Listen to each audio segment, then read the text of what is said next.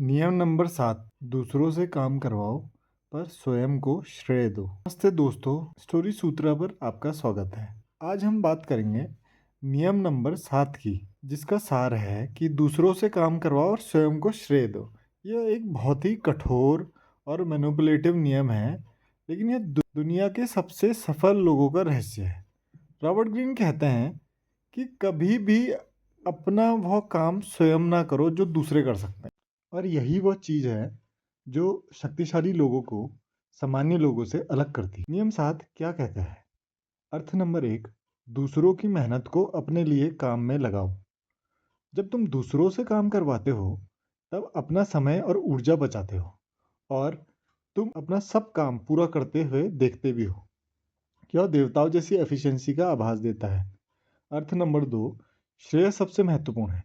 Green एक बहुत ही महत्वपूर्ण बात कहते हैं, जिसमें कहते हैं कि किसी भी आविष्कार का श्रेय आविष्कार से भी ज़्यादा महत्वपूर्ण है। कुछ लोग सब काम करते हैं, लेकिन कोई दूसरा श्रेय लेता है और वो दूसरा इतिहास में याद रहता है और वो पहला भूल जाया जाता है। अर्थ नंबर 3, डेलीगेशन भी एक कला है। अगर तुम सब काम खुद करते हो तो तुम सीमित हो, लेकिन अगर तुम दूसरों से काम करवाते हो तो तुम अनलिमिटेड हो। अर्थ नंबर 4, यह शक्ति का खेल है। जो समझते हैं कि दूसरों को कैसे मैनेज करते हैं वह शक्ति वाले बन जाते हैं, जो खुद काम करते हैं वो स्लेव्स बन जाते हैं। अर्थ नंबर 5, लेकिन सावधान रहो, यह नियम बहुत पतली रेखा पर है। स्टीलिंग और डेलीगेटिंग के बीच में का फर्क आपको पहचानना होगा। अगर तुम बहुत ऑब्वियस हो तो लोग गुस्से में आ जाते हैं। पुस्तक में एक उदाहरण दिया गया है जिसमें फिर से थॉमस एडिसन और निकोला टेस्ला की बात की गई है। निकोला टेस्ला 19वीं शताब्दी के एक बहुत बड़े जीनियस वैज्ञानिक थे, और उनके अंदर बहुत ज़्यादा अविश्वसनीय प्रतिभा थी।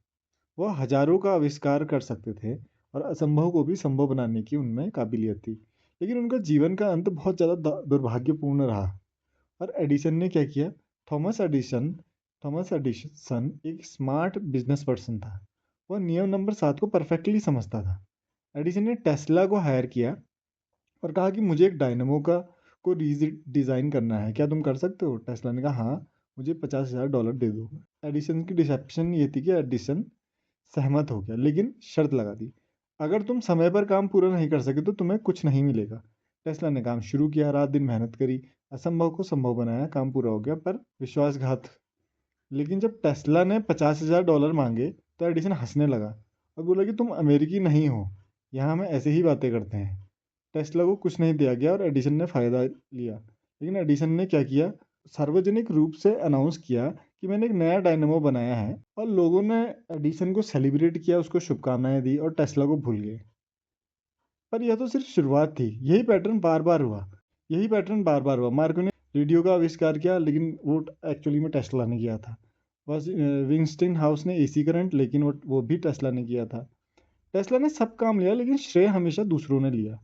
और टेस्ला के अंत में टेस्ला होमलेस हो गया था, पैसों के लिए भूखा रहता था, उसको मानसिक बीमारी भी हो गई और वो अकेले मर गया। जबकि एडिसन, मार्कोनी और वेस्टिंग हाउस अमीर बने, प्रसिद्ध हुए और इतिहास में याद रहे। ग्रीन की सीख, टेस्ला का दुर्भाग्य एक गलती थी। वह समझ ही नहीं सका कि श्रेय कितना महत्वपूर्ण है। अगर टेस्ला अपनी मेहनत का श्रेय मांगता, तो अपने काम का दावा करता, तो वह भी इतिहास में यादगार होता। यहाँ पर विलियम शेक्सपियर का भी उदाहरण दिया गया है, जिसमें कहा गया है कि वो एक छिपा हुआ प्लेगरिस्ट था। यानी कि शेक्सपियर की कहानी के अंदर विलियम शेक्सपियर को एक गहरा रहस्य पता था। वो दूसरों की कहानियों को लेता और अपना बना लेता था, ऐसा कहा जाता है। शेक्सपियर ने हमेशा सीधे तौर पे एशियन रोम के राइटर्स से के प्लॉट्स लिए, और एक लेखक पुलट्रैच उसकी कहानियाँ ली, पुरानी किंवदंतियों को रीराइट किया। जैसे कि रोमियो और जूलियट की एक पुरानी वर्गनीस लेजेंड था, हैमलेट एक पुराना डेनिश स्टोरी थी, मैकबेथ एक हिस्टोरिकल इवेंट था। लेकिन शेक्सपियर को क्या हुआ? शेक्सपियर को दुनिया का सबसे महान लेखक कहा जाता है। आज 400 साल बाद भी सबसे ज़्यादा पढ़ा जाने वाला लेखक शेक्सपियर है, और उसके अंदर अनंत प्रसिद्धि प्राप्त हुई। और लेकिन ओरिजिनल राइटर्स का क्या हुआ? उनको दुनिया भूल गई।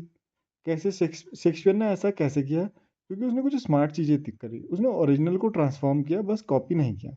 अपने यूनिक स्टाइल उसमें ऐड करा और अपना हस्ताक्षर करा, प्रेजेंटेशन दिया और क्वालिटी बढ़ाई, और अपना नाम बोल्ड में रखा, कभी भूलने नहीं दिया। आधुनिक समय में आजकल भी यही होता है। फिल्म में प्रोड्यूसर्स को ज़्यादा महत्व, कंपनीज में बॉस को ज़्यादा श्रेय, रिसर्च में हेड को ज़्यादा रिकॉग्निशन, असल काम करने वाले भूल दिए जाते हैं। अब हम नियम नंबर 7 को अपने जीवन में कैसे लागू करें ये सीखते हैं। प्रथम कदम, सही लोगों को चुनो जो लोग तुमसे अच्छे हों और उन्हें अपनी टीम में लगाओ। क्यों? क्योंकि तुम उन लोगों के काम का श्रेय ले सकते हो। कदम 2, एक कंपेलिंग विजन बनाओ।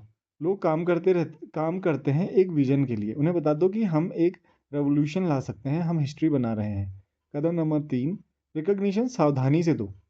अगर तुम बिल्कुल रिकॉग्निशन नहीं दोगे तो लोग चले जाएंगे।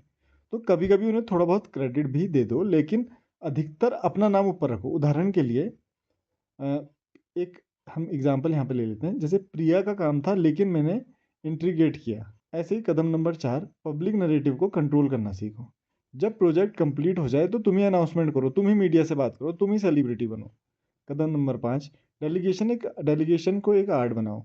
कुछ लोगों को यह पता नहीं चलना चाहिए कि उन्हें यूज़ किया जा रहा है, इसीलिए उन्हें अच्छे से पे करो, उन्हें मीनिंगफुल काम दो। कभी कभी उन्हें प्रेज भी कर सकते हो, लेकिन मेन क्रेडिट अपने ऊपर रखो। कदम नंबर 6, ऊपर की ओर क्रेडिट दो। अगर तुम्हारा कोई बॉस है तो उसे क्रेडिट दो। क्यों? क्योंकि सब पावर का खेल है, और पावर का खेल हमेशा हायरार्किकल होता है। ऊपर वाले को खुश करना भी जरूरी है, लेकिन नीचे वाले से श्रेय लेना भी जरूरी है। कदम नंबर 7, अपना नेटवर्क बनाओ। जब तुम दूसरों के काम का श्रेय लेते हो तो तुम भी पावरफुल बन जाते हो, लेकिन लोग तुम्हारे साथ काम करते रहेंगे अगर तुम उन्हें फील भी करवाते रहोगे अब यहाँ पे कुछ गलतियाँ भी की जा सकती हैं, जैसे बहुत ज़्यादा ऑब्वियस हो जाना। अगर तुम बहुत ऑब्वियस हो तो लोग गुस्से में आ सकते हैं, इसलिए थोड़ा सा सटल रहो। गलती नंबर 2, बिल्कुल भी रिकॉग्निशन ना देना। अगर तुम हर बार अकेले श्रेय लोगे तो लोग भी ये समझ जाएंगे कि तुम बार बार खुद श्रेय ले रहे हो, और इसीलिए कभी कभी उन्हें भी श्रेय दो। गलती नंबर 3, डेलीगेशन को एक्सप्लॉयटेशन समझना। डेलीगेशन एक लेजिटिमेट तरीका है, लेकिन वो अनफेयर नहीं होना चाहिए। हमेशा फेयर पेमेंट दो, फेयर रिस्पेक्ट दो। अपनी टीम को डिमोरलाइज करना, यह भी एक और गलती है। अगर तुम लोगों को पता चल जाए कि उन्हें यूज़ किया जा रहा है तो वो चले जाएंगे।